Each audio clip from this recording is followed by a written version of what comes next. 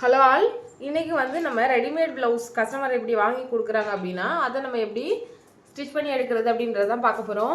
Already நம்மளோட Taylor stitch media சேனலில் இந்த ப்ளவுஸ் வந்து என்ன மாதிரியான சைஸஸில் வாங்கணும் அப்படின்றத சொல்லியிருந்தேன். இது பார்த்தீங்கன்னா எல்லா சைஸஸ்க்குமே செட் ஆகாது.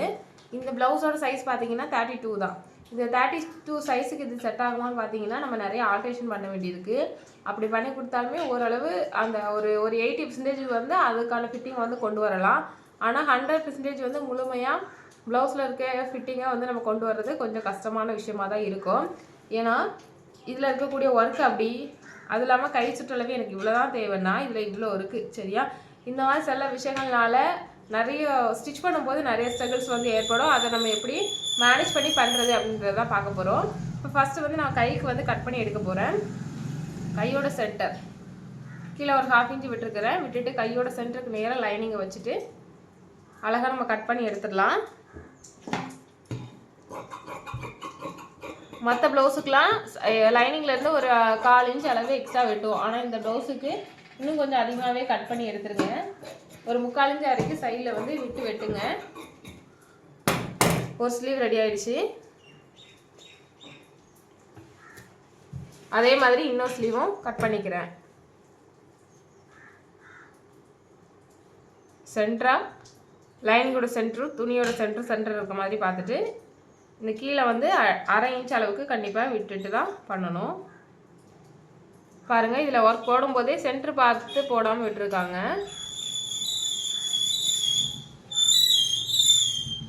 இதில் பாருங்கள் கரெக்டாக ஒட்டி இருக்குது. இதில் பாருங்கள் 1/2 இன்ச் வந்து கேப் இருக்குது. மார்க்கிங்லேயும் மிஸ்டேக் இருக்குது, ஒர்க் போடுறதுலேயும் மிஸ்டேக் பண்ணியிருக்காங்க. ஆனாலும் நம்ம இதை நீட்டாக ஸ்டிச் பண்ணி கொடுக்கணும். நம்ம இதில் மிஸ்டேக் பண்ணிட்டோன்னா கஸ்டமர் அவ்வளோதான்.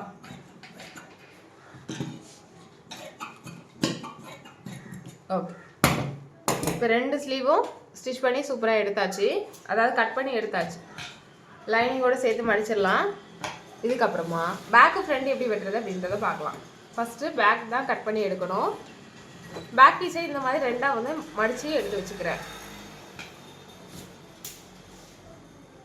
சென்டர், அதாவது இந்த இப்படி அழுத்தி பாருங்கள், இங்கே இருக்க டிசைனும் இங்கே இருக்க டிசைனும் பார்த்தீங்கன்னா சேமாக ஒரே இடத்துல வரணும்.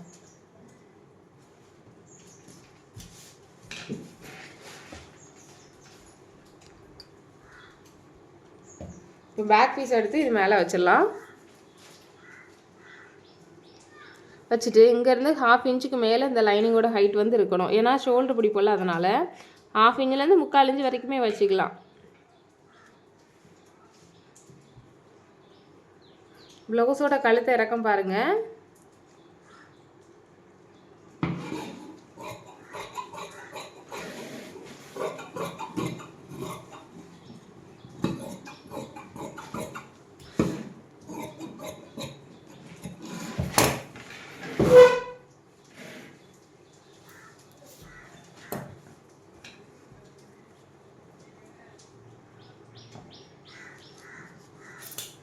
மேலே 1/2 இன்ச்சு ஷோல்டர் பிடிக்கிறதுக்கு போக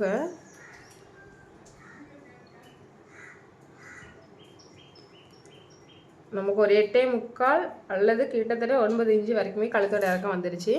ஆனால் இந்த ப்ளவுஸ்க்கு வந்து 9 இன்ச்சு வந்து தேவை கிடையாது. 8 மேக்ஸிமமே 8.5 தான். 8 தான் இவங்களுக்கு தேவையான அளவு. 1 இன்ச் எக்ஸஸாக இருக்குது.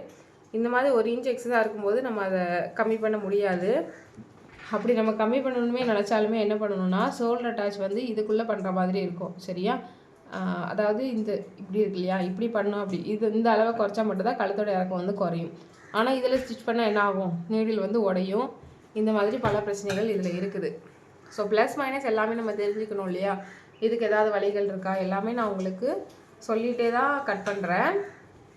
ஏன்னா புதுசாக தைக்கிறவங்களுக்கு இந்த மாதிரி நிறைய டவுட்ஸ் இருக்கும். ஸோ அதுவும் கிளியர் ஆகும்னு நினைக்கிறேன்.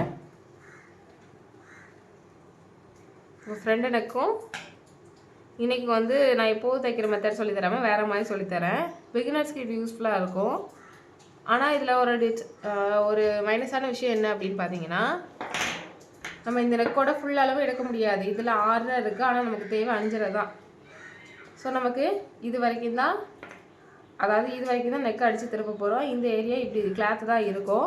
இது தெளிவான்னு கேட்டிங்கன்னா சாரீ போடும்போது நமக்கு வந்து அது கவர் ஆகிரும். ஓரளவு கவர் ஆகும். லைட்டாக இந்த ஏரியாவில் தெரியதான் செய்யும்.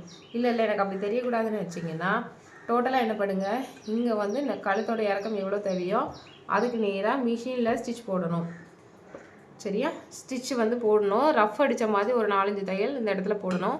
அப்போ தான் நீங்கள் இந்த பீட்ஸை எடுத்து விட்டாலுமே உங்களுக்கு அது வந்து இதுக்கப்புறம் உள்ளது பிரிஞ்சு போகாது. சரியா?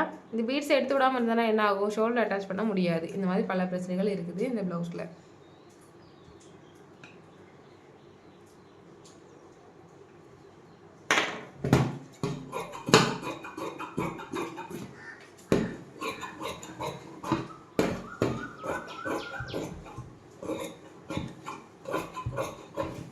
அவ்வளோதாங்க, கட் பண்ணிட்டோம். நெக்ஸ்ட் கிளாஸில் உங்களுக்கு இதை எப்படி நம்ம ஸ்டிச் பண்ணுறது அப்படின்றத நான் சொல்லித்தரேன். சிங்கிள் கைடு வந்து வாங்கிக்கோங்க. பெரிய மிஷினாக இருந்தாலும் சரி, சின்ன மிஷினாக இருந்தாலும் சரி, சிங்கிள் கைடு வச்சு இதை ஸ்டிச் பண்ணுங்கள். அப்போ தான் நமக்கு வந்து கரெக்டாக வரும். ஓகேவா? ஸோ இந்த வீடியோ ரொம்ப பயனுள்ளதாக இருந்திருக்குன்னு நினைக்கிறேன். இதை எப்படி கட் பண்ணணும் அப்படின்றத பார்த்துருப்பீங்க. அடுத்த வீடியோவில் ஸ்டிச்சிங் வீடியோ நமக்கு இந்த சேனல்லே வரும். ஸோ தேவைப்படுறவங்க செக் பண்ணி பாருங்கள். தேங்க்யூ.